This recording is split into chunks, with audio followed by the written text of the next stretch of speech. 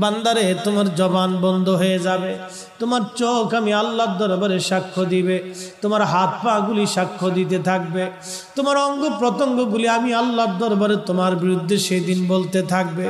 তার মানে বোঝা গেল ফরিদি সাহেবের হাতও ফরিদির আপন না, চোখও আপন না, কানও আপন না, এ হাত অঙ্গ প্রত্যঙ্গ কিছুই আমার আপন না, সবাই আমার পর। আল্লাহর বান্দা সেই দিন আল্লাহর আদালতে মামলায় হেরে যাবে। মামলায় হেরে যাওয়ার পরে আল্লাহর বান্দা বলবে, ইয়া রব, আপনি যদি অনুমতি দেন আমি আমার সন্তানদেরকে একটু ডাকতে চাই। আমি সন্তানের জন্য জীবনে বহু মানুষের জমিন ক্রয় করেছি, আমি এই সন্তানের জন্য সুদ খেয়েছি, এই সন্তানের জন্য আমি ঘুষের লেনদেন করেছি, এই সন্তানের জন্য অবৈধ পন্থায় আমি সম্পদ উপার্জন করেছি। আল্লাহ, বিরাট বড় বাড়ি গাড়ি বানাই দিয়ে আসছি।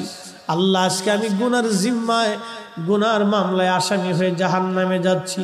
ইয়া রব, আপনি যদি চান আমি আমার সন্তানকে ডেকে জিজ্ঞাসা করতে পারি, আশা করি আমার সন্তান গুনাহের জিম্মাদারি নিয়ে নেবে। আল্লাহ বলবেন, যাও তোমার সন্তানদেরকে ডাকো। ডাকা হবে আব্দুল করিম।